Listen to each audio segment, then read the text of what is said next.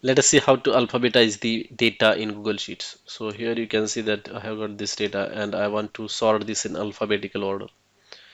So just select that data range and then go to this data and then click on sort range and then click on sort range by columns A to Z. Okay. So you can see that here Amol is on the second position and Sagar is at the first position. So basically this data is not sorted in alphabetical order, but if I select this and then go to sort range and then sort range from A to Z, you can see the data has been sorted. So since A is the first letter that comes in the alphabetical order, this Amol is moved to the first position, followed by Donald, Hodder, and then Sagar. That's it.